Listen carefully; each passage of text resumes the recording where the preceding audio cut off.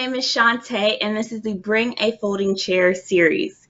BAFC is a talk series where guests come together to discuss diverse topics and the importance of bringing all seats to the table. Today's topic is diversity and identity abroad, and we have 4 special guests: Cameron Geer, Yanes Perez, Durham Moten, and Kailah Trice. Every single one of our guests has had an education abroad experience with their respective universities. And so I'll let them introduce themselves. Hi, my name is Cameron. I am a recent graduate of Georgia State University. I majored in global studies, and I studied abroad for 2 weeks in Vietnam and for a semester in Strasbourg, France.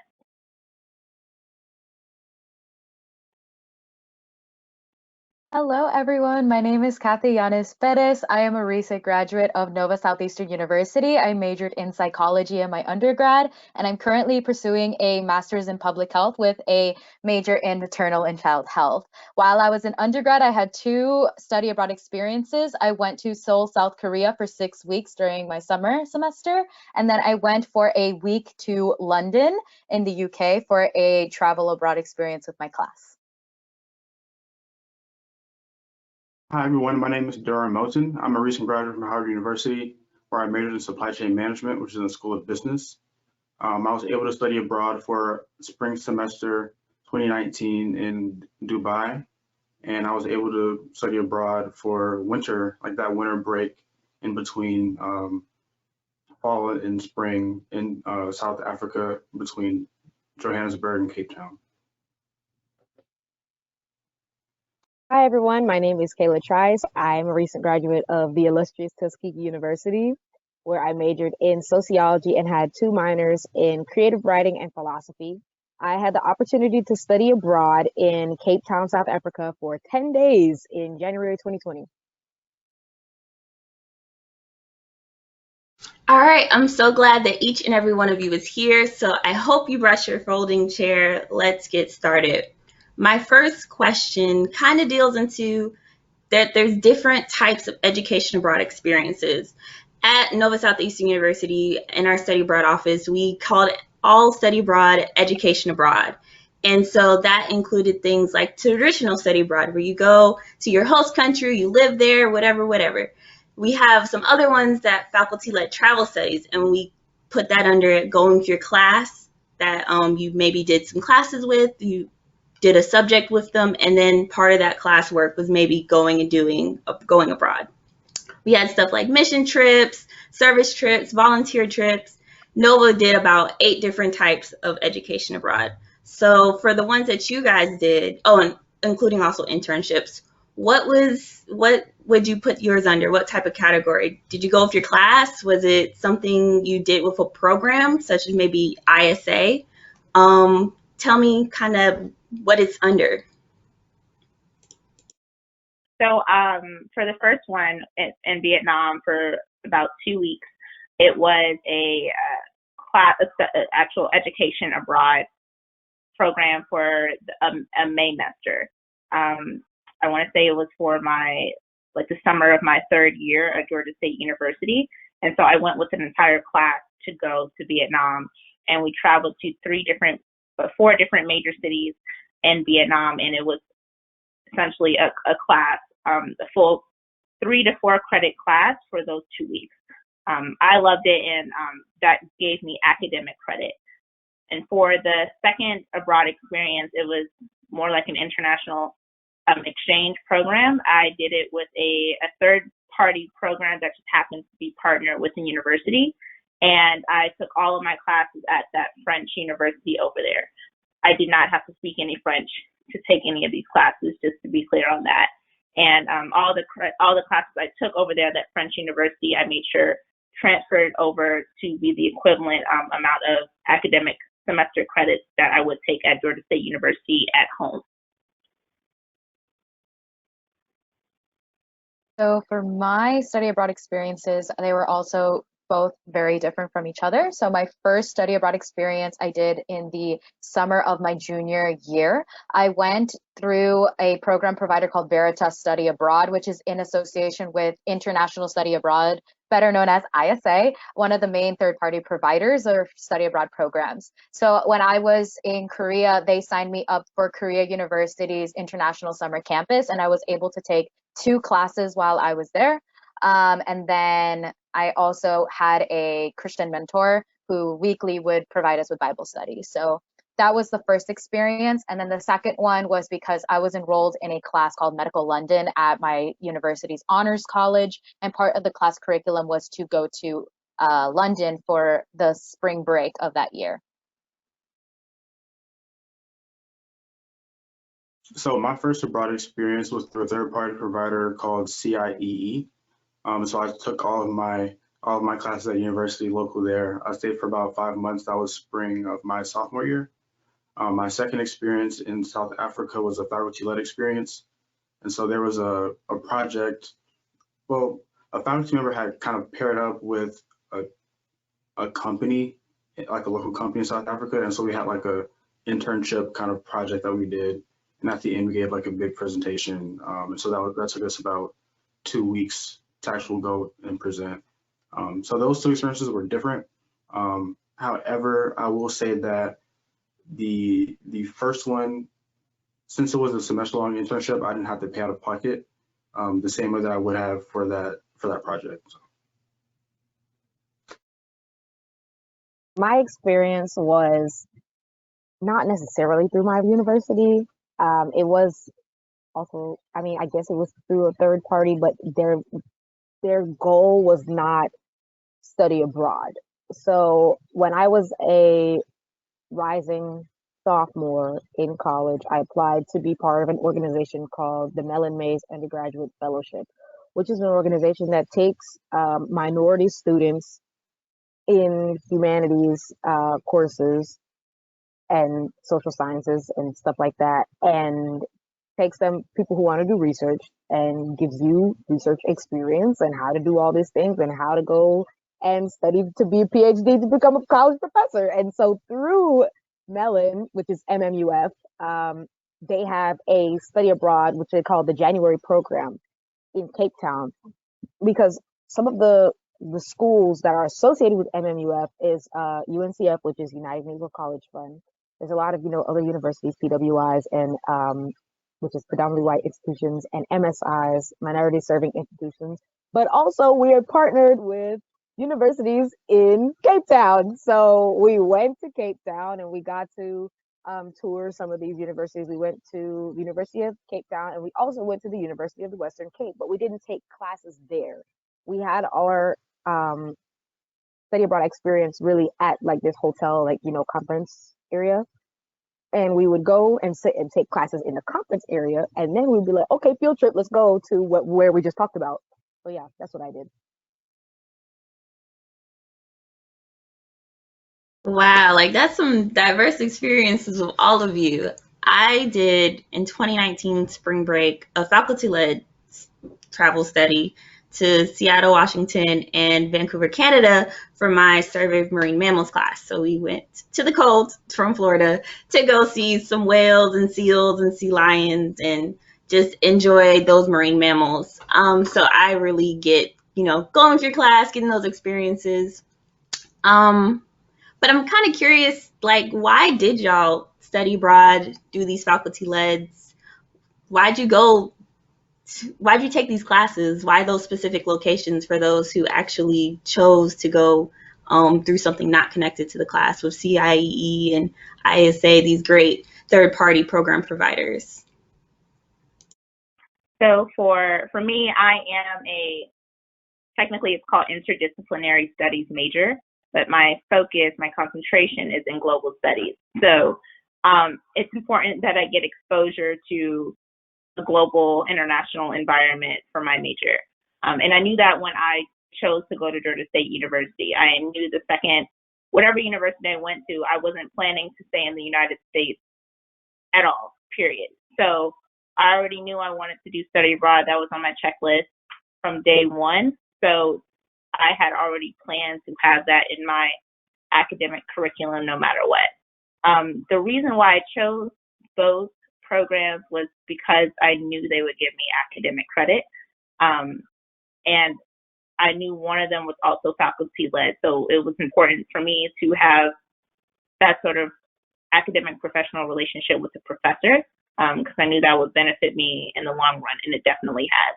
So for Vietnam, like I said, was for 2 weeks. I took a main semester in 2019, and this was a faculty-led education abroad program. So this professor of mine, who I know since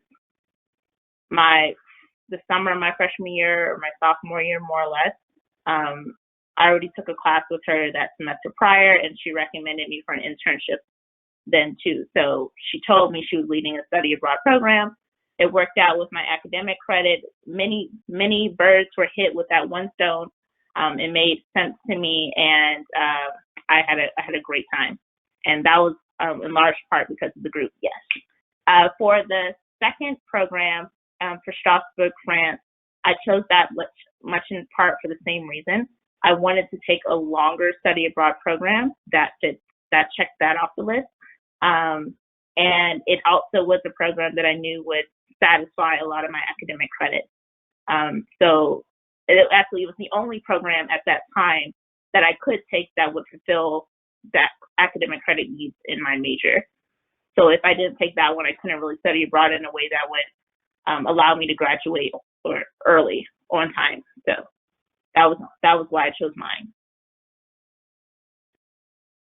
So for my experience, growing up, I would always see on TV shows how a main character would go study abroad, and it was always in Europe.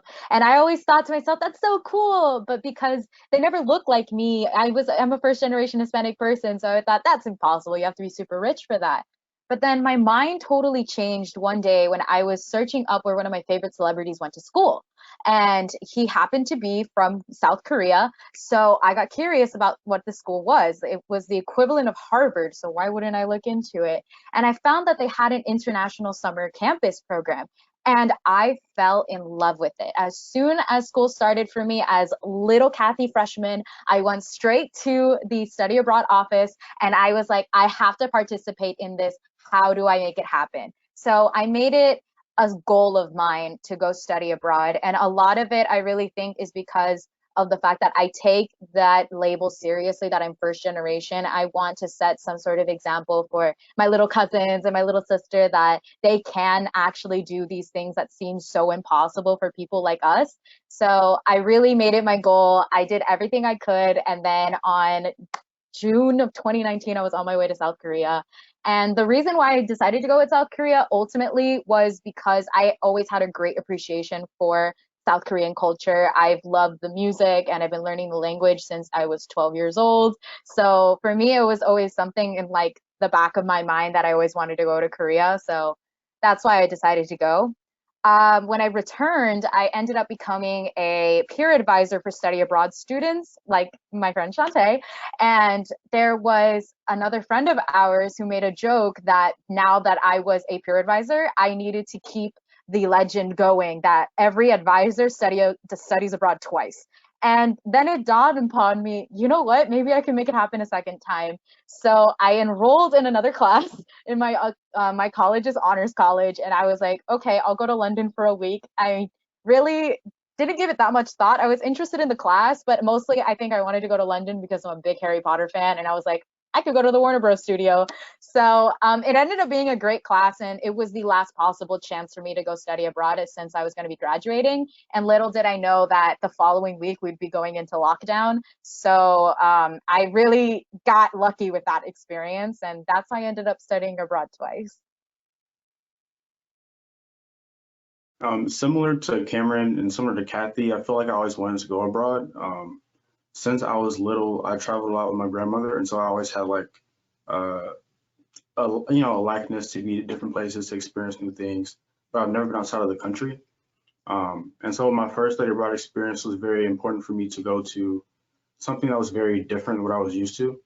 I feel like the Middle East is often like an unheard and a misunderstood region of the world, so I wanted to kind of challenge myself to be able to be in that space and really kind of make my own conclusions and broaden my worldview. I felt like that environment was the best for me to be able to do that. My second experience was in South Africa.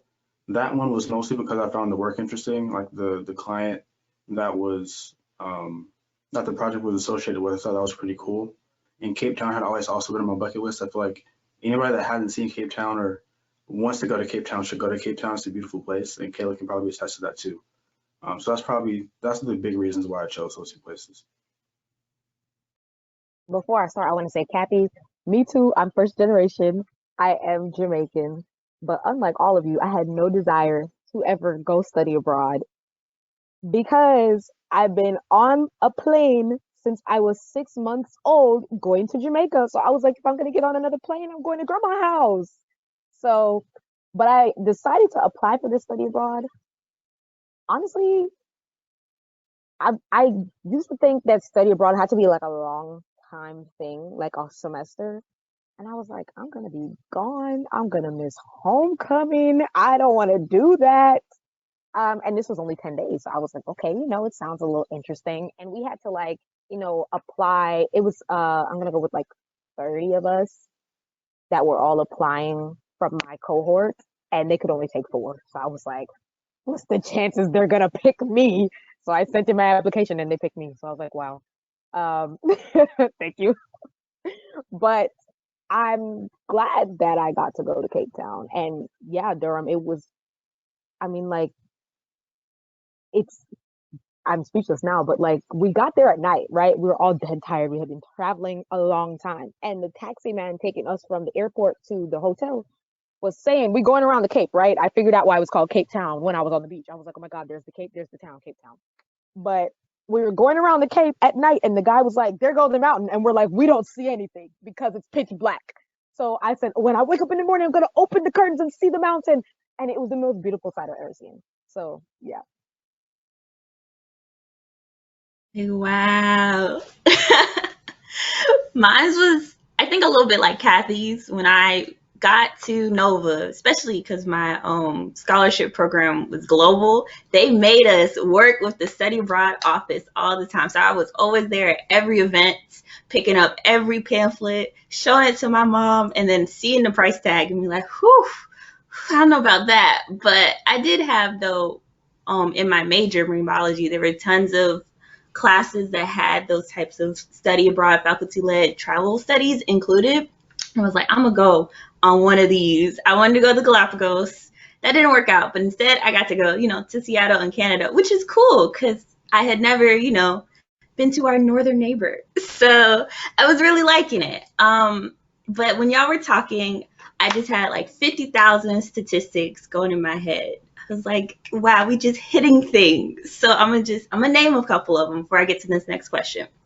So if you guys didn't know, only 1 in 10 U.S. students study abroad before graduating. So that is only 2% of all students in the whole United States studying maybe right now, studying in the past. About 2% of these students studied abroad and got to have these great experiences like us.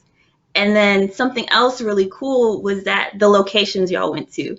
Most people are not hitting up places like Cape Town, South Africa, Johannesburg, Dubai, Seoul, South Korea. Maybe that one now is getting a little bit more popular due to K-pop, but most of them aren't doing those. It's majority of time, it's Europe. 56% of everybody or U.S. students who go abroad want to go to Europe. They want to go to England. They want to go to Spain and a little bit of France. And that kind of deals into a little bit of the racial dynamics of the people who decide to go to study abroad. But most of them all want to go to Europe. We have 12% of people wanting to go to Asia. 14% of people wanting to go to Latin America and the Caribbean, Jamaica. The Middle East and North Africa only get 2%, and then Sub-Saharan Africa is only 4%. So we just got the whole world right here on this little panel right now. And I also forgot Oceania, which is Australia, my good one, 4%. And nobody really wants to go to North America because we're here at North America, which is 1%. But 70% of all the students who study abroad are white, if you didn't know. and everybody else for other racial identities are below 10%, besides Hispanic and Latinos, which is at like 10.9%. So like 11% of Hispanic and Latinos might study abroad. But most of our percentage of minority groups studying abroad are pretty low. And that can go up to a lot of things like accessibility. So like Kayla was mentioning, she thought study abroad had to be super duper long. It doesn't need to be, as we kind of figured out. Like, it can be during the summer, it can be mine during spring break, it can be 2 weeks, it can be 2 months, it could be a whole year. So I kind of want to know about the accessibility of y'all's program. Like, how did you pay for it? That's the really big thing. Did any of you have scholarships? Did you hear about any of these accessibility opportunities? Because that's another thing. We don't hear, as just putting out there, like, minority students generally do not hear about all of these study abroad scholarships or some of the opportunities that can maybe pay for these really expensive opportunities. So tell me about the accessibility. Yeah. Okay. How do I want to organize this? Okay, so I'll go financially. Well, I'll start off first with my accessibility to the world, and flying was introduced to me at an early age, and that's a privilege in and of itself. My mother's an immigrant, and my dad works for Delta. He's an employee of Delta. He's not a pilot, but he's an employee of Delta, and therefore gets flight benefits. And so as his daughter, I get those. So, and I knew that going in. So whatever the price tag was of that study abroad experience, and if that study abroad price tag included the cost of a flight, I immediately subtracted that from the price tag. So that's very much a privilege and a luxury that I'm fully aware a lot of college students don't have. But if you are the child of a Delta employee, take advantage of your flight benefits, or any other kind of airline company. Please do, because that definitely counts towards your study abroad price tag. Outside of that, I did also have scholarships to help pay for things. I qualified for, I can't remember what it's called, for Vietnam. I got like 2 or 3 scholarships that paid for outside of the flight price, which I didn't have to pay for. It was just mainly the cost of the program, which was doable, and I was working throughout the semester and covered the remaining of it. So I didn't have to borrow any extra money to go. To be fair, that was a 2-week program, and that was to Vietnam. You brought up a good point, Shantae, that European programs are much more desired study abroad programs for multiple reasons, but also because of that desirability, the cost is higher, and also while you're over there, the cost of living over there is much more. Vietnam is super duper duper duper affordable. Like, I was living it up on my 1-week paycheck in Vietnam. But so that's what I would say financially. But like I said, I have been to a lot of countries way before I went to Georgia State University, and so I was exposed to that to people who were traveling abroad way before in my family and outside of my family. So it wasn't something that I did not think I thought it was attainable. So that was the perspective that I So had. Shantae knows a little bit about my story when it comes to scholarships, but so I was one of the few people that I know that actually managed to get multiple scholarships to fund my trip abroad, and for that I'm very humbled and very just grateful. I recognize that that is a privilege that I had. When I entered the Office of Study Abroad, I was always asking, what are my opportunities? Because to be frank, I could not pay for it. I could not go abroad if I did not have funding, because I had to take a summer semester and it was going to just be expensive anyway. So I had to find a way to pay it all. And one of the scholarships that I ended up applying for, I had no idea about until a week before the deadline. The director of study abroad just sent it over to us and was like, please apply for this. So I ended up applying for it, not knowing anything about it, not knowing how hard it was to get. And it was called the Fund for Education Abroad Scholarship. And I applied for it, and I was shocked to find out that I ended up being the first recipient at my school to have ever gotten it. And I was very grateful. It paid for a third of my trip. And I just remember crying so much because it felt like my dreams had come true, that this was going to be happening for me. So I got that, and only 5% of people get it. But I want to say that it's not because I am super smart or that my essays were superb. It's just, if you have that passion, you can get these scholarships. If you put your heart and soul into these scholarships, I promise you're going to be able to maybe get one. So I applied for that one, and then I also applied for the Benjamin A. Gilman Scholarship, which I also ended up getting as well, and I was so happy. It also paid for another third, so now 2/3 of my trip was paid for, and I was just over the moon. So with those scholarships, I got unique opportunities as well. When I was in Korea, I got to actually meet some embassy members, and that was really awesome. And I ended up also maintaining my own blog while I was there as part of the FEA scholarship. So that was awesome. And with that, I was able to then pay everything else out of pocket. And it was affordable by then for me. But I found out later I could have applied my financial aid for it, and I possibly could have gone to Korea even for free. So it's just about inquiring about all of your options and really finding out what works out best for you. If you have to start applying early for scholarships, go ahead and figure out when are those deadlines and start planning out for those essays to be superb. I know I worked with a lot of students, and so did Shantae, on our essays, and they really are looking for people who are just passionate about their study abroad. And as long as you have that, you have a great chance at receiving one of these scholarships. So that's the main way I funded it. And then I also received a reimbursement of a couple $100s from my honors college, which I had no idea was even a option. I just mentioned it to our dean that I was going abroad, and he said, hey, did you know we offer some financial aid for that? So if you're going abroad, I recommend you talk to everybody and anybody that you can, and just put it out there that you're going to study abroad, because you never know who at the school is willing to help you. So I remember you asked, like, how did you find out about study abroad? And it was pretty much, I went to the study abroad fair that the university has. And so they had some resources there to kind of introduce me to the idea, or I guess introduce me to the search of like finding a program. Because I mentioned how I kind of wanted to do it, but I wasn't sure about how to go about it. And they didn't have a whole lot of resources, but it was like just enough for me to like kickstart my own search. And I am fortunate enough to have gone to school on a full academic scholarship, so I didn't have to worry about like paying for a semester program if it was cheaper than my tuition. And so that was something that I definitely considered, the price of the program. And so like Cameron mentioned, a lot of places that people don't travel to are going to be more cost effective. And so that was also a way that I was able to take advantage of my scholarship to not have to pay anything out of pocket. The difference was able to also help me kind of sustain myself throughout my stay in the UAE. And so definitely, if you're on scholarship or any type of academic scholarship, look to see if you can have that or financial aid applied to your trip.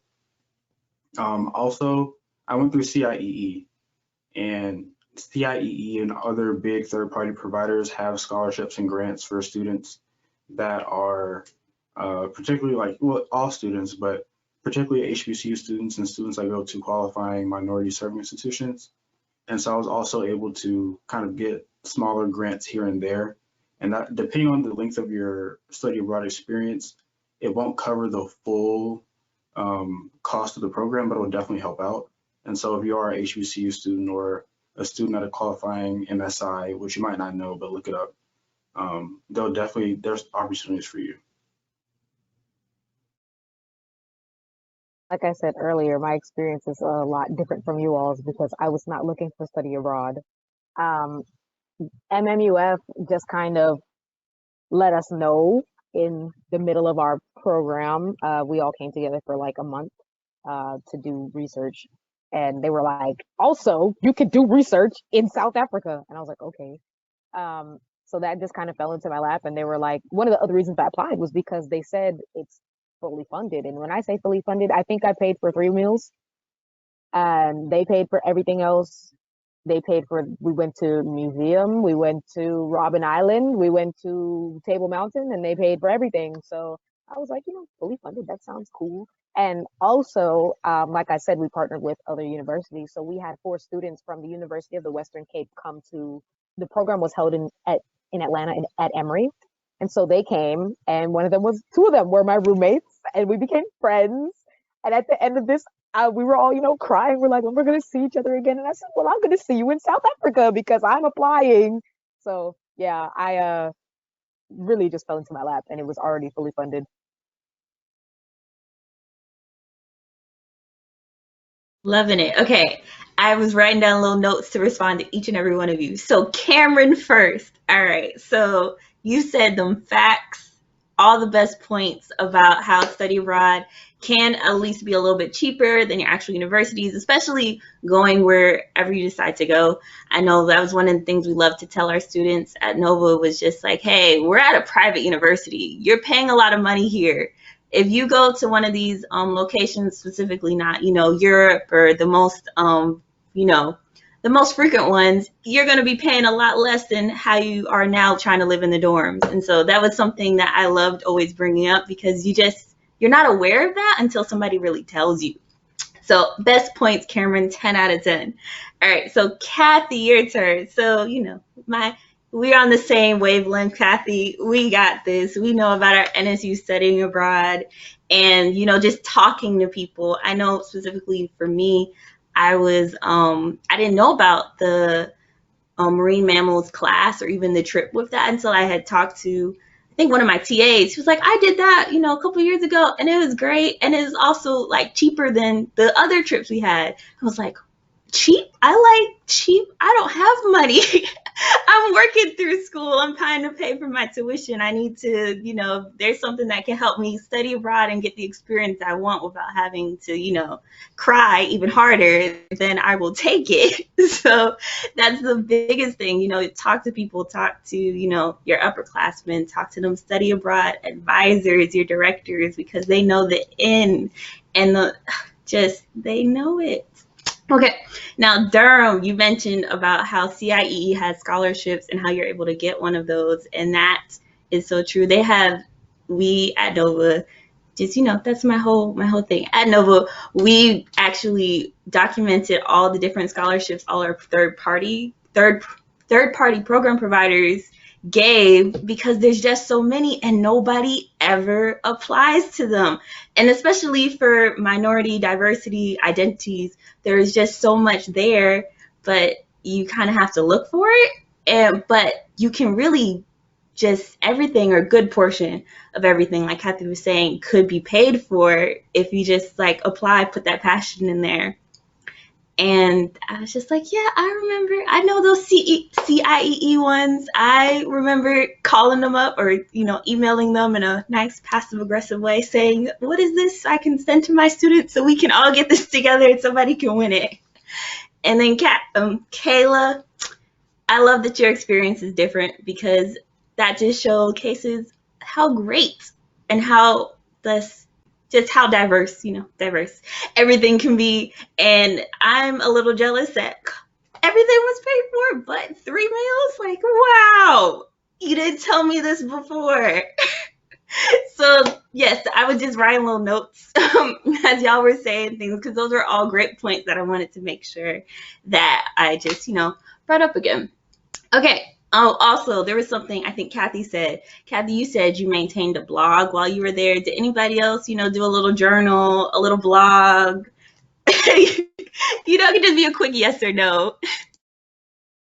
Yeah, the blogging is a really good idea because I wish I started one now because it definitely would have helped with my portfolio when I graduated. But I did do a journal, like a handwritten personal journal. It was actually it was our assignment for the 2 weeks in Vietnam. Our professor wanted us to answer journal prompts throughout the entire time, and she read it, but I kept more private ones just for myself while I was traveling, and I loved that. And then for my second study abroad, I was managing their social media account, so that was also kind of sort of my way of keeping track of everything. We also had to write a blog post for that program as well. So for South Korea, I had to maintain that blog, but when I went to London, one of my class assignments was also to have a journal. I think I kind of misunderstood the assignment a little bit, and I added my own little flair into it. I was like, look at this awesome dog I saw in London. So like it was just like putting in every little last thing that I just experienced in London. And even though it was an entire week, I managed to document pretty much everything, all the raw experiences that I had. And it was just a really great way to memory like all of that.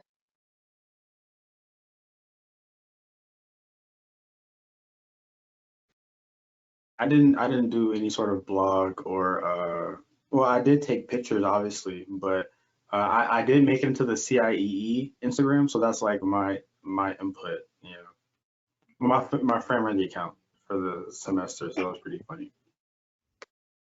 I didn't do a blog or anything. I guess we had to do a journal, but it wasn't like a like for Melon. They told us, write down what you take away from the day.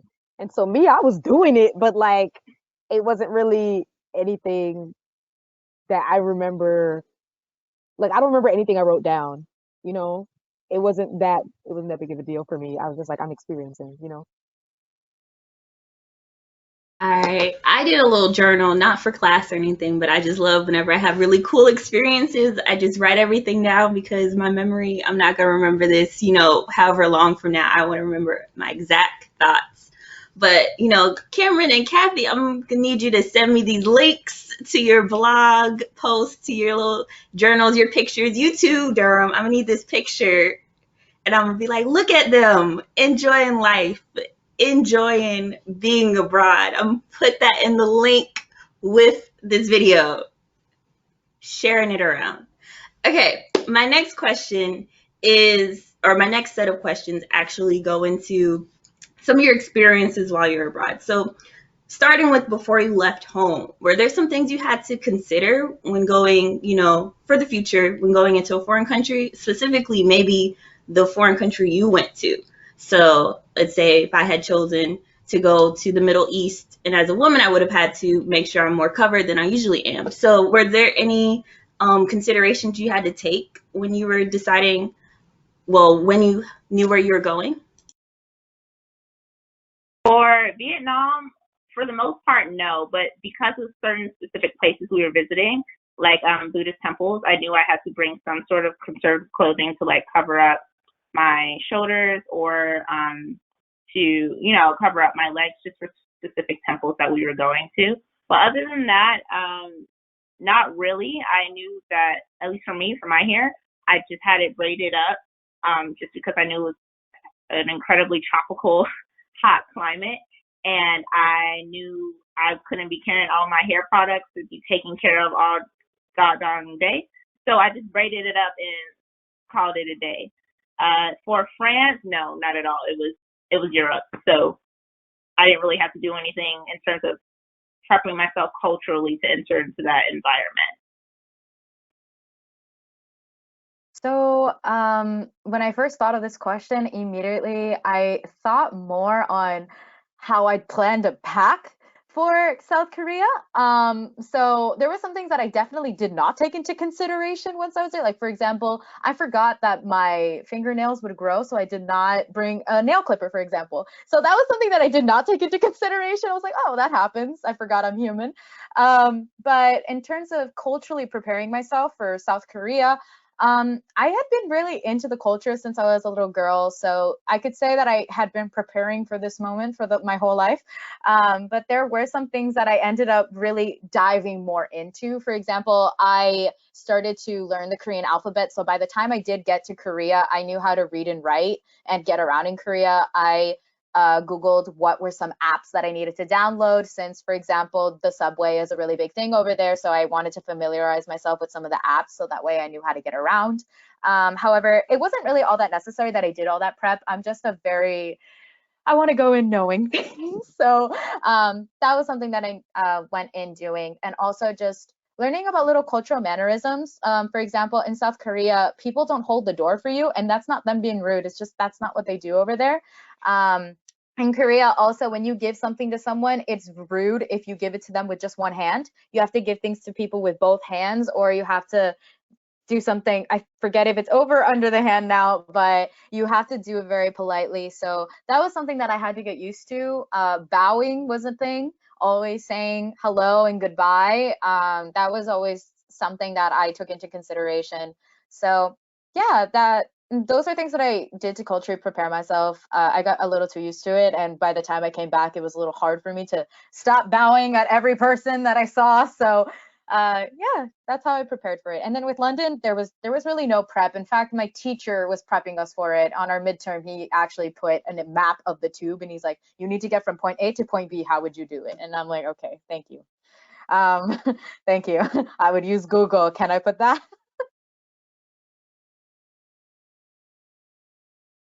Um, so one thing that I thought about is like college is a very, very short like period of time. It's like 4, maybe 5 years. And there's friends that I made during college that I wanted to keep after college too. And so my first experience was my sophomore year. It's like what, a year and a half since I've been on campus, and I'm leaving to go across the world. And so one thing that I thought about was how I would like maintain those relationships at home, just because they were so important to me. Also, I was involved extracurricularly with like organizations on campus related to my major, and so I was taking on like e-board roles that I was still fulfilling responsibilities for as I was across the world. And so just the time difference and kind of navigating that was important for me to figure out. There were, I think, a couple immunizations I had to take, a couple shots, but that wasn't too bad. There was one I had to take when I got there. And then similar to what Kathy said, just like cultural differences. Um, Campus life over there is a lot different than it is over here. Well, when I say over here, I mean in the US. And so there isn't like any interaction between like guys and girls outside of classroom. Well, you can eat like, there isn't a cafeteria, but you can eat like in the cafe, and that's fine, but you can't visit them, they can't visit you. You can't really shake hands, that's not a thing. Hugging's not a thing. So it's like little things that maybe you're used to, or you think maybe normal in where you're from, that isn't exactly how it works over there. So that took, obviously somebody to tell me and to understand. Other things, kind of more trivial. I was going to be there for 5 months, and so I was like, where am I getting my hair done? Because I obviously have locks. Um, and so I was able to find one person, and they did my hair. So that was pretty scary for a minute, but if you prepare, that was one thing Kathy had to prepare for ahead of time. I didn't go in blind at that, but everything else worked itself out. I don't think I necessarily did a lot of preparation. One thing that my mom was really adamant about was that I like get immunized or look up what immunizations I might need. My when I was like 8 or 7 or whatever, my grandma went to Kenya and she had a great time, whatever, all this stuff. She came back to Jamaica. She went back to Jamaica and got sick because they had drank some water and the water was contaminated. So, like a few years ago, South Africa was having some water trouble, and so my mom was like, "Water. You need to make sure you need to take a water bottle that has like a filter in it and make sure all this stuff." And they were telling us because I talked to my friends in South Africa. I was like, "So what's up with the water?" And they were like, "It's fine. If you want to be extra cautious, then bring that." But I also took like there's like a malaria pill. I think there's a malaria shot too, but your girl doesn't do needles, so I did take the pill. Um, and I had to take that like before the trip and like while I was there. And yeah, I don't think it was that long. But yeah, I did that. Really the biggest thing for me that I had been preparing for mentally was the language barrier. And when I say language barrier, I don't mean one of the 14 languages, official languages of South Africa. I mean the English, and it's different. And I've been preparing myself because I was talking to my friends and they would say something and I'd be like, all right, Kayla, you got to translate this. Okay. So, like, one of the things that I liked the most, that I remember the most, is my friends wouldn't say when I get rich or when I get a lot of money. They would say when I get moneyed, just put a Monied, moneyed. When I get moneyed, I'm going to do X. And I was like, moneyed. and I had to figure that out. So I was like, when I get there, if they be saying some stuff like this, I need to figure it out. So that's what I was preparing for. I was Kayla, you also gonna. speak some. Oh, sorry. I was like, Kayla, you speak patois, or you know some patois. I was like, what? And I'm that's why I was confused. like, I gotta translate. Well, but that was fun because I like, translating the patois is that's a little harder. But I liked doing that when I was over there. It was fun. And now I'm like, when I get moneyed, I'm gonna do X. I like that phrase. I like that. I want that on the shirt. But Jerome brought up an excellent point about locks and black hair care and black hair stylists. I didn't have to worry about that for my 2 weeks abroad in Vietnam, but for going to Strasbourg, France for like, it was supposed to be 6 months, but then it was cut off because of COVID. But I had to look specifically, like I was looking through Facebook, Instagram, etc., to find someone who could do black hair.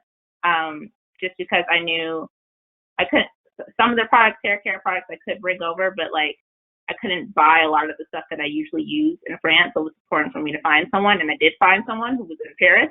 But that was just what he brought up, reminding me of that too. So use Facebook. Facebook is amazing to help find certain little probably issues that are pretty relatively niche for people. Yeah. Oh, I one also quick thing. wanted The to person make that a I found, comment. Oh, I was gonna say the person that I found was on YouTube. So use YouTube too if you can. Nothing was on Facebook for me. So Okay. Noted. I wanted to make a quick comment about what Kayla had said because it reminded me when I went to London, I specifically also struggled with the English and Spanish because over there, the Spanish that they speak is from Spain, and I am not used to that. Hola, mi amor, con mi corazón. Like I don't understand it. So when people would talk to me in Spanish, I was like, take it 0.5 speed. I am so sorry. I'm from Latino America. So it was a very different Spanish, but like it was really nice to hear it because then I just informed myself of different words that they use. And also in London, I also learned about just different words. Like I now still say trash bin to this day. I don't say trash can. So little words like that, they just catch on to your vocabulary. So just like moneyed, trash bin stayed in mind. I also wanted to say the London English. I'm playing a video game and I accidentally clicked British English and I didn't see that. So when I started the game, they were like, the chap is fine. I was like, the chap? What is this? So I'm stuck in that mode. So we're British English in my game. But yeah.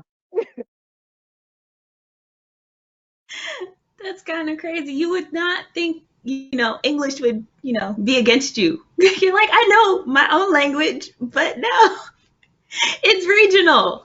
But y'all just gave me some like amazing perspectives with my question because I was kind of just thinking on like the cultural things, but you're also like preparation, the hair care, which made me think of Kathy's friend Lovely, who was like, I had to get my braids redone when I was in South Korea for a year. And so she was really working hard to find that hookup.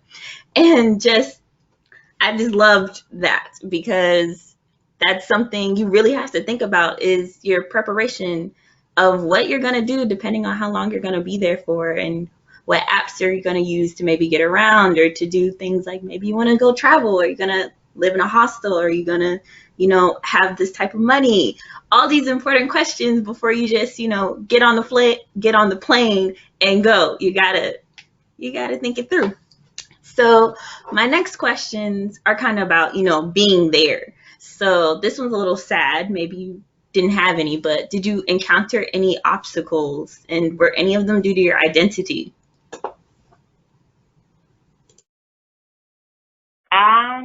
Yes, they were not as severe as I was expecting them to be. Because like, in the prep work, they tell you when you go to a different country. I was going to Vietnam, I was told, or just like Asia, I'm not trying to generalize. This is what I was told. The expectation that because I'm Black and because my hair is different, might get a different reception than everyone else. And it was not nearly as much as I built it up in my head. This is just my experience. I arrived in Vietnam, and arrived in Ho Chi Minh City, and then we traveled to I forget the other two cities, but we ended up in Hanoi on our last day, and we were there for 2 weeks. And the first week was at Vietnam. We were at Ho Chi Minh University, and we were received by the Vietnamese study abroad, like students from like you guys, who were responsible for receiving exchange students and making them feel welcome at the university. And I think because of that positive reception, I didn't get that negative backlash that I was expecting. Probably the most I got was like, "Oh my God, your hair is so different. We love your hair." Da, da, da, da. But in the second week, when we left the university and kind of went off on our own traveling through Vietnam, I did get some stares and a elementary school field trip kids, Vietnamese elementary students who came up and wanted to get my picture taken. And I knew it was because I was Black, because everyone else was, not everyone else was white, but like they came up to me and this other Black girl in the group, and they specifically wanted to take a selfie picture with us. So that, and then when I was at a mall, and my first personal exposure to skin whitening cream, walked into a mall, and people who give out samples, I was just in the cosmetic store, and they literally came up to me and put it on my skin. And that was like the most negative thing. And like, I was expecting way worse. That sounds terrible. But like, other than that, like, not my experience for like the 2 weeks I was in Vietnam. And then for Strasbourg, France, no, because Strasbourg is incredibly diverse, has an amazing amount of different cultures and people. Like, I look like I belong there in Strasbourg, France. So it was until I opened my mouth. But like, other than that, then no, I didn't really experience anything else. Yeah, so that was my experience. So just like Cameron, I also got stared at, and the thing is, like, before I went to Seoul, South Korea, I like knew that was gonna happen because I've seen plenty of YouTube videos where they told me that was gonna happen to me. But I really didn't feel it all that much because in Seoul they're very used to seeing foreigners. However, when I did go to a trip for a weekend to Busan, South Korea, the second largest city, I stayed along the beach side waiting for one of my high school friends to actually meet up with me, which was super, super cool, how small the world is. But so there was a lot of families passing by, and I knew the word for foreigner in Korean, it's 외국인, and I counted 45 people who pointed at me and said, 외국인, 외국인, 외국인. And I just thought it was cool. I mean, I'm okay with being a center of attention a little bit. So I was like, okay, I mean, I'm just the first foreigner they might be seeing for a long time. And I like, not a lot of Hispanic people tend to go to Korea, and I don't look like your typical Hispanic person anyway, in my opinion. So I thought it was pretty cute. But one of my main obstacles that I was super surprised by has to do more so with my personality. Even though I am comfortable being in the spotlight, I am a very introverted person. And one of the things that I did not expect was how much I needed to recharge my social battery. When I was in Korea, I was constantly being surrounded by people, and I lived with my roommate. I had friends who went with me. I was always with my program provider. So there was really never a moment to myself, and I could feel that slowly consuming my introvertedness. And so that was something that I needed to really learn about myself to grow. But in the end, it ended up being great because it actually helped me with setting boundaries and allowing myself to be okay with the fact that I don't have to be always with somebody. Then that is okay. That is just how I am as a person, and not everybody has that. So cool, this is something I learned. But another major obstacle of mine that I knew, but like, it just, in the moment, I was like, wow, that hit hard. The time difference. I knew I could not immediately reach my family if I needed them. And I have grown up in the same place that I was born and raised. So I never knew a reality without mommy and daddy, basically. So yeah, that was something that was interesting for me, because if I had anything on my mind or a story to share, I could not just do it when I wanted to. I had to wait until they woke up.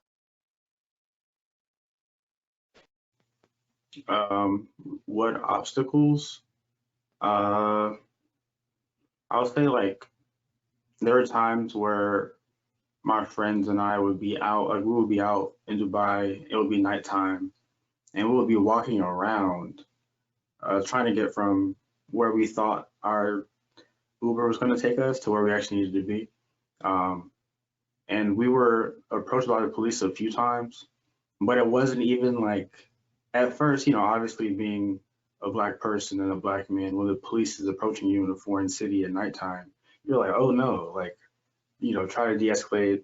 But it was really just like, oh, like, where are you from? Like, because they don't know, they see black people because like it's proximity to Africa, and so like people live there, but they don't know where you're from because you're black. They don't assume that you're a black American. And so I'll say that a lot of people were just interested in me. Um, and then once they found out that I was American, they kind of applied that whole set of stereotypes of like American traveling. I will say though, like actual like native Emiratis in the country is a minority group. Majority of the people that live in the UAE are expats. Um, and so there is kind of a class system whenever you can always tell, or I learned once I was there, you can tell an Emirati typically by the way they dress. They wear kind of a like traditional Emirati attire, which is similar to like traditional like attire for the region, but there's like minor details that are different. And so if you are, say, in a coffee shop or a cafe and you're in line to order, an Emirati person might just walk in and like skip the entire line, and then and so in those situations you don't receive much support. But I'm not sure if it's entirely because of my race or my identity, other than the fact that I'm not a Emirati person. I would definitely say another. It wasn't really an obstacle, but something kind of in the same vein is that whenever I would go to the gym, because our university had a gym, just to kind of take my mind off of school or play basketball or something for fun, I would be pestered by like the athletic directors of the people that work at the university. They're like, oh, you try out for this team, you try out for the basketball team, you'd be so good, you start, da, da, da. And I didn't even really want to play basketball. I just wanted to, go to the gym for maybe an hour and a half. And I wish I would have joined the team because it would have been a cooler story to tell my children. But like those are just things I had to encounter every time I went to the gym, and so that was kind of exhausting in itself. So I had a pretty big obstacle while I was there, but let me talk about one of the other ones first. So we went to Cape Town, and I don't know if any of y'all watch The Daily Show with Trevor Noah. He's from South Africa. And in one of like the behind the scenes things, he said South Africa had the greatest racism on earth. And he was like, and I'm not trying to be flexing, but America thinks they have the greatest racism. South Africa has the greatest racism. And so I was there thinking about that all the time. And I was like, really? They do. And so one of my biggest things was we went to this like coffee shop house thing slash museum. And it was a coffee shop, coffee. We walked in, seats or whatever. And then on the other side of the coffee shop, this little plaque. It was a museum. And there's like a little door, and you go in the door and you see these things between these like shelves. And I did cry. I bawled because this coffee shop, when they were digging up, the dirt to build the coffee shop, they hit something. It's bones. They're like, bones.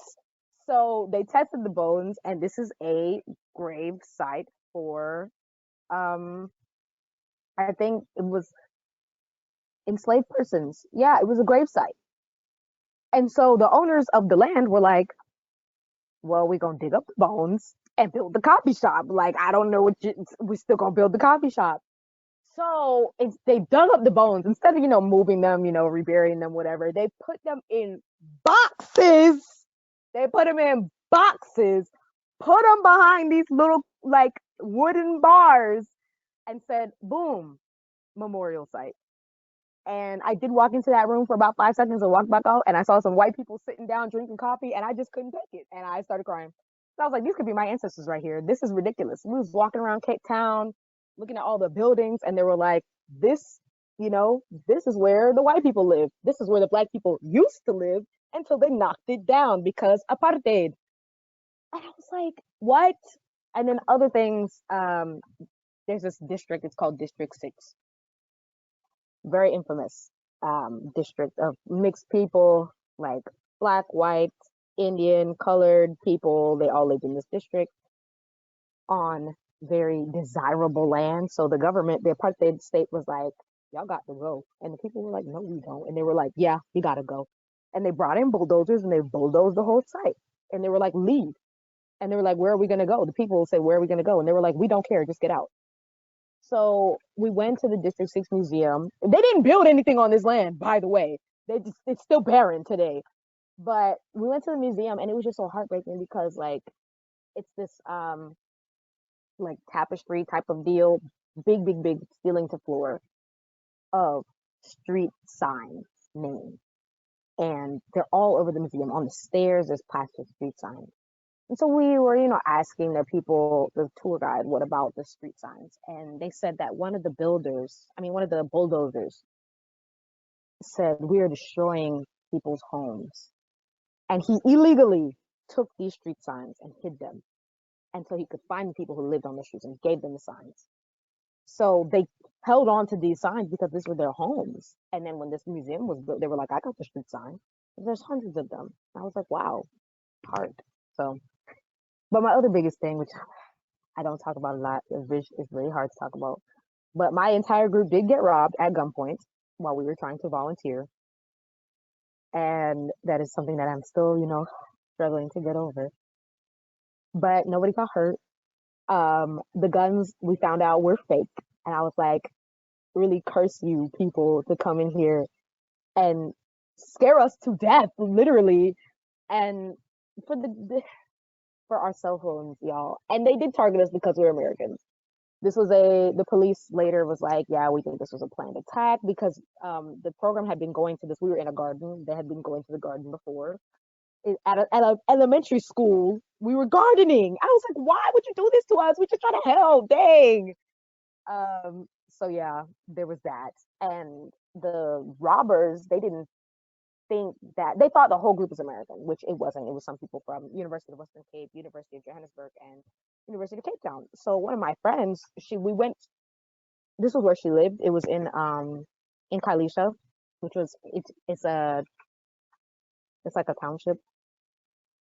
And so the robber, he walking through the fields, and she's like, "What's up?" in her language, and he was like, "Hey, what's going on?" And so later she was like, "I greeted him in my language, and he was robbing us." And I was like, "Dang."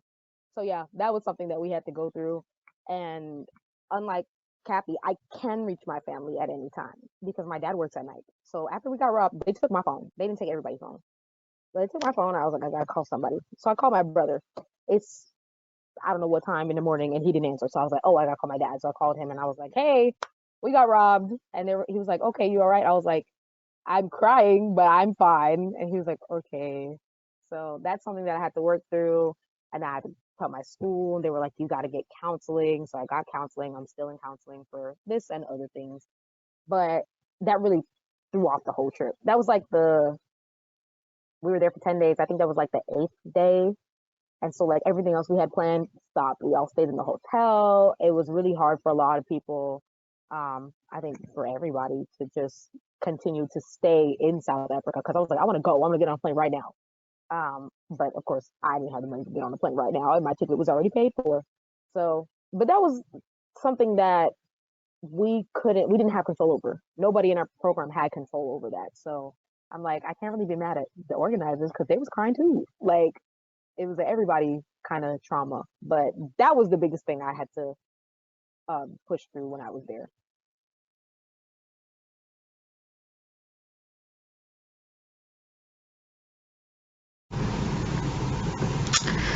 Just some big virtual hugs to each and every one of you through all the obstacles you had to encounter in your trips, and the ones you mentioned and the ones you didn't mention, because there's maybe some little things that happen that you don't remember anymore, you brushed off because they're not mentionable. But just big virtual hugs to everything that you got. But now let's do happy stuff. So happy stuff. Let's bring it up, uplift it. What was your best memory while you were there? Favorite memory? Yeah, Kayla, that was a horrible experience, and I'm glad you're okay, and I can see why that's hella traumatizing. Oh, I don't know if I can curse. I can see why that's traumatizing. Okay. For me, and still, I will remember this for the rest of my life. This was my Vietnam, and like I said, the first week we are at a Ho Chi Minh University, and love that. The students were amazing. But the second week we were traveling throughout the country all the way up to Hanoi, which to me, Ho Chi Minh City was kind of like the New York City in terms of like the urban layout. Like it was all concrete jungle. And then Hanoi reminds me more of BC. Like you get the buildings and the historical buildings, and you get the greenery as well. Somewhere in the midpoint, I can't remember the name of the town. Dong Ha. It's a small town, small tourist town.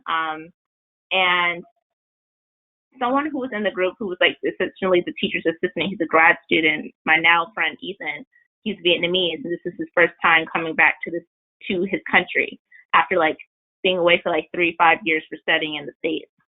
So he was kind of our tour guide. And in Dong Ha, it's incredibly inexpensive to buy anything. And so we were staying at a hostel, super cute, and right next door you can rent mopeds for the entire day for what would equate to about $5-6 US for the entire day.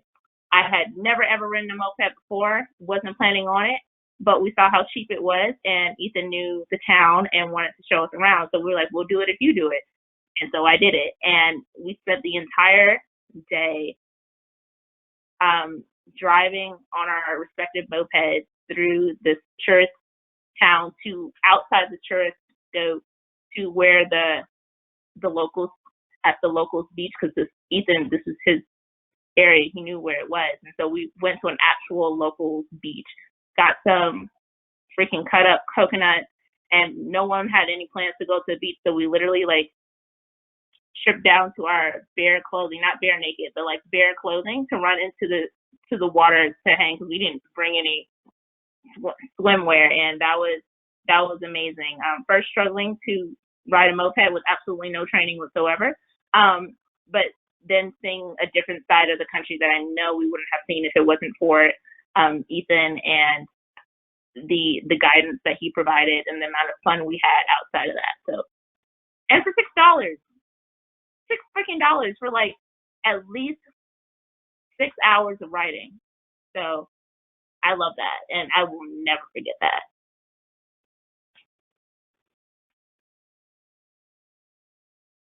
Cameron, that sounds like a great experience. I'm really jealous of you. When I think of my favorite memories of Korea, honestly, it sounds like a cop-out answer if I say everything to me was just beautiful, and I have such fond memories of almost every day that I was there. But I have to say the one that takes number one in my heart has to be what me and my best friend refer to as best night. So my best friend Maya ended up coming to South Korea at the end of my program.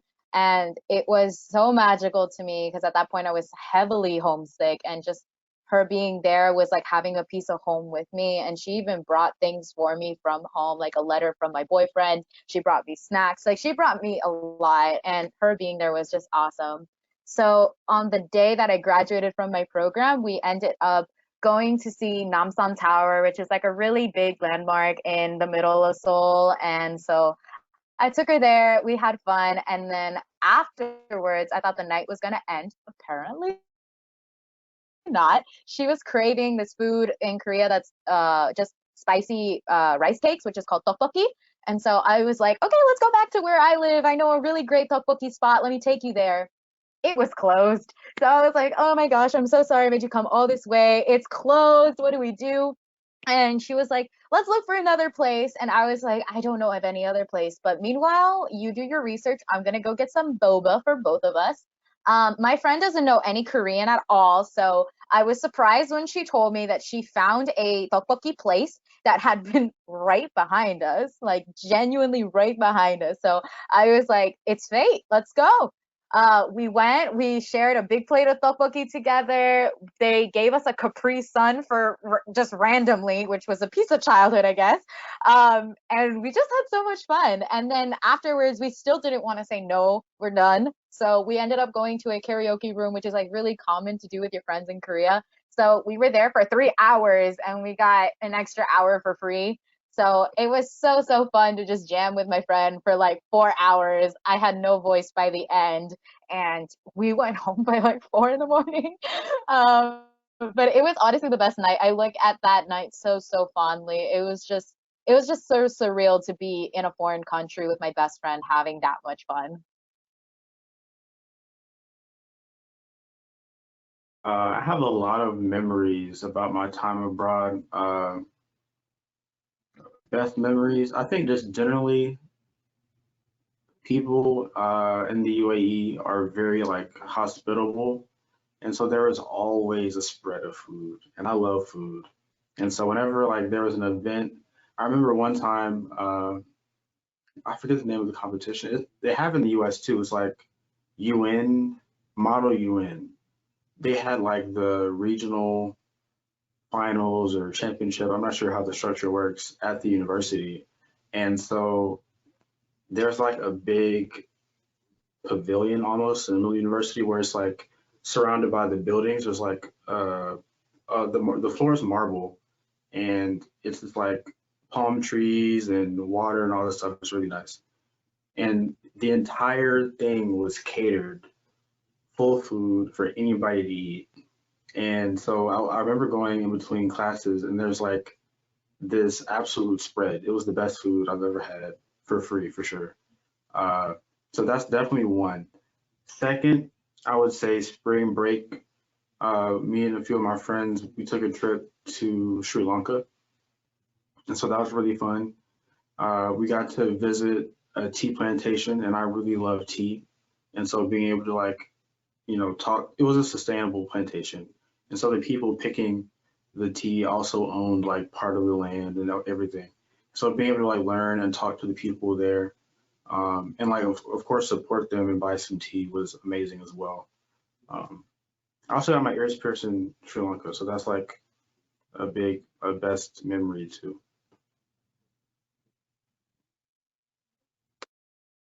Oh, my best memory, we're both on the same day.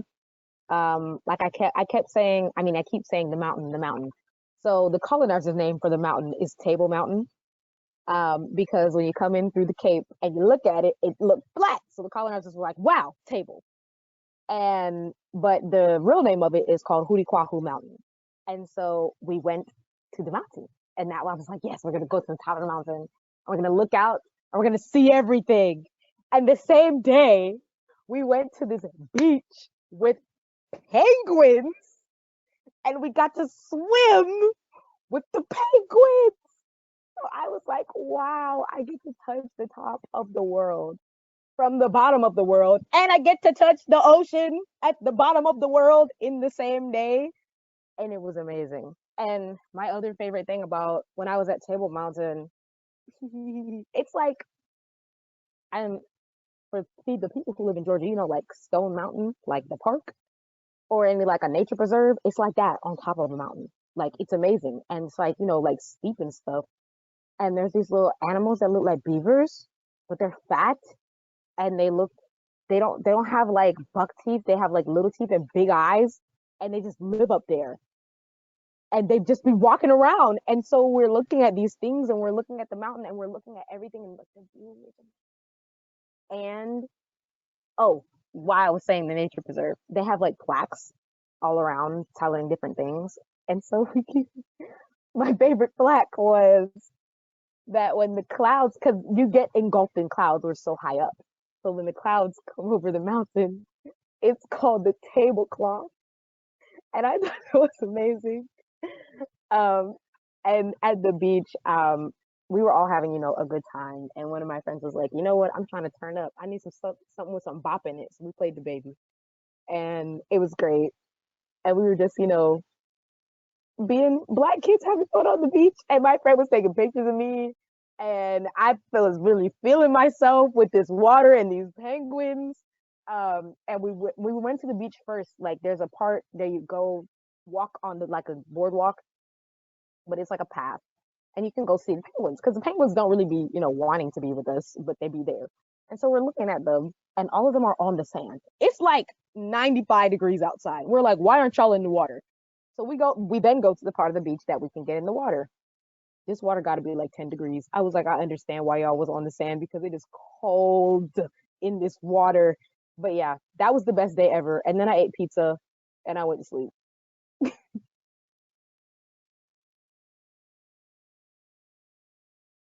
Best memories. I kind of wish I could have been there with each and every one of you because those were fire. Okay, so next question. We got 3 left. In a few words, tell me what your greatest takeaway was from your experience.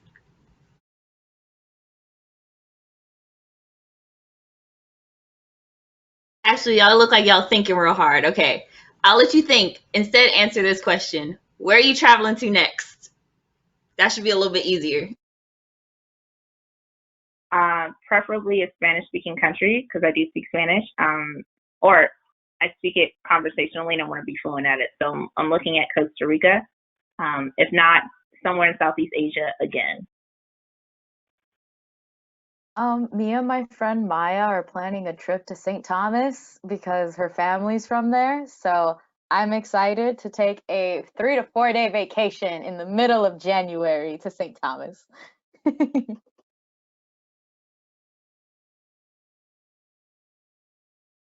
Oh, sorry. I think the next place I might travel to, next place might be like China, but that's probably going to be work related. So I'll say my next vacation might be somewhere in West Africa. That's still TBD. Y'all, I want to go to Disneyland. So that's what I'm going to say. Next, study abroad. Next abroad, I'm going to grandma's house in Jamaica. I'm also go to grandma's house in Jamaica with you, Kayla.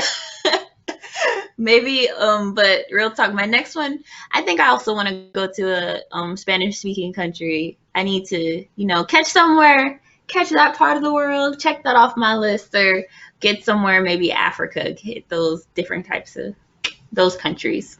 But I gave you some time to think. So, what's your takeaway? Be adaptable to everything, as cheesy as that sounds, and make it a goal to at least stay in touch with one person who you've met over there, or through that experience. Has been amazing for me.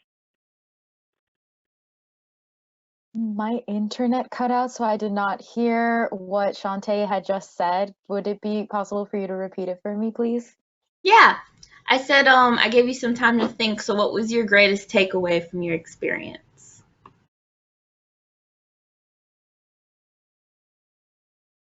My greatest takeaway is to continue traveling, honestly. I know that sounds like one of the biggest cop-out answers, but it really is that was not the end. This is just the beginning for me. So continue to travel and um, make all of those awesome discoveries that the world has to offer. I would say my biggest takeaway is that people are meant to be in community with other people, and that different rarely means like bad. Um, and there's just a lot of nuance out there. So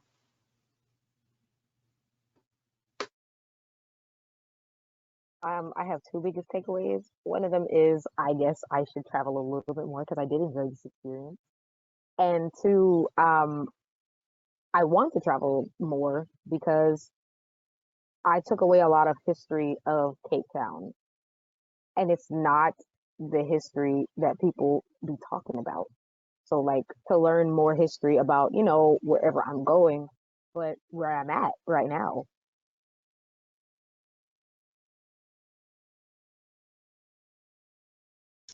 Yeah, those takeaways I used to do when I did my presentations to potential study abroad hopefuls. I used to give like, what are my my issues with my experience, and I think it was my flukes and fissues or something like that. My issues and the things that I really enjoyed, and was like, yeah, my greatest takeaway was learning more about myself, because I know when I did my experience that I learned that I didn't want to work with marine mammals as a marine biologist, which is like a huge thing to learn because everybody thinks marine biologists want to work with these dolphins and these sharks, which isn't a mammal, but these sharks, these dolphins, these whales. I was like, no, they are too big. They're cool to look at, but not cool for me to spend my life on. So their takeaways are so important.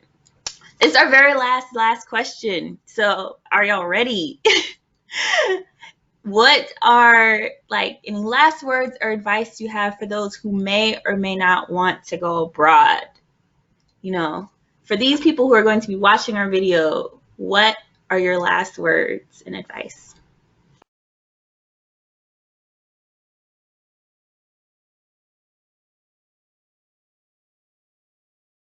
My advice, if you have the smallest maybe inclination that you want to go abroad, like I did in the depths of my heart, just do it like Nike, okay? You never know what'll come out of it. And I did enjoy my trip. And, I might want to go somewhere else again. Yeah, just do it. For me, for advice that I would give to people, it's very easy to be intimidated by the idea of going abroad. And I know it's easy to just say, don't be afraid. But in fact, I say embrace that fear and use that as momentum to push you forward and to actually, like Kailah just said, just do it. You're gonna feel and learn so much in that trip, even if it's 3 days, 4 days, because that's an experience that you just will never get again. So I say, just do it.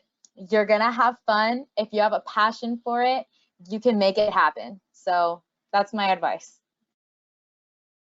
I think my message is because I had a few female students who come to me after my study abroad, and talking to the people, especially women who maybe don't have someone in their circle who's been abroad.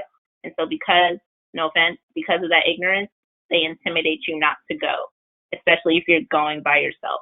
Don't listen to them because a lot of the negative aspects that they describe about another country, I promise you that country is describing about the United States. I've heard a lot of non-American students have a lot of issues with the gun violence going on in the United States, for example. And I just don't listen to someone who's never done it. Please don't do that. And also to the women who are afraid of leaving, not even leaving, going to explore a different country and stepping away from either families or significant others, etc. You will be a better person, I believe, because you will be getting new experiences on your own outside of the people who you've been with your entire life. You will not regret it.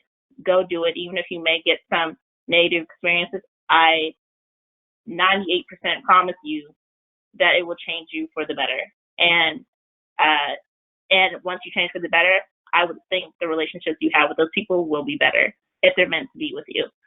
Go because of you, not because. Don't stay anywhere because you don't want to lose a relationship with someone. Do not do that. Biggest pieces of advice, I kind of have two. One that's more practical and one that's kind of more conceptual. I would say to prioritize your safety.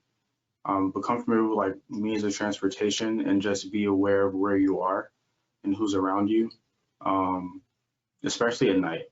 Don't be alone if you can help it. Second, don't have like, or try not to go abroad with overwhelming expectations for the trip, especially if it's a longer trip, because your experience while you're there is most likely not going to be the exact experience that you imagined in your head. But that also doesn't mean that it's lacking anything. And so just kind of travel with a blank slate as much as you can and be present and open-minded when you're abroad. I just wanted to add one thing to what Cameron said.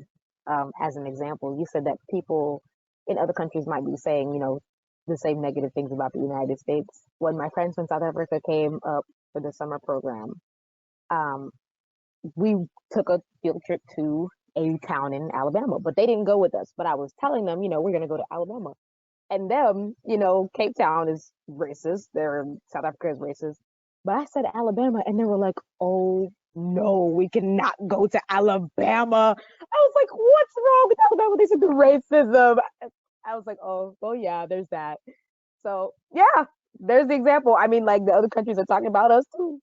So don't let anybody stop you. I wanted to also add something because something that Cameron had said actually resonated with me and it made me think about another thing that made me nervous about my trip. Just full disclosure, I suffer with generalized anxiety disorder, and at times it gets a little out of hand for me. And so one of the things that I worried about going abroad was the status of my mental health. And it is a genuine worry that I think that some people it should take into account for sure that yes, I accept that this is something that I experience, but always know that there is some way for help. I was going to a country where mental health was considered taboo, so I often really wondered how I was going to get help. But there are ways to get treatments. There are ways to talk to friends and have that connection still. And I mean, you might even learn a thing or two about yourself. Like I realized a lot of my scenarios where I would normally trigger a anxiety attack, I actually saw myself be more assertive and in control and pretty relaxed about the situation. And I often think back to that girl who was in South Korea because I tell myself it is possible for me to see a light at the end of the tunnel. There is a way for me to take control of my mental health and improve. So I say that, like what Cameron said, it will only make you stronger. I definitely believe that.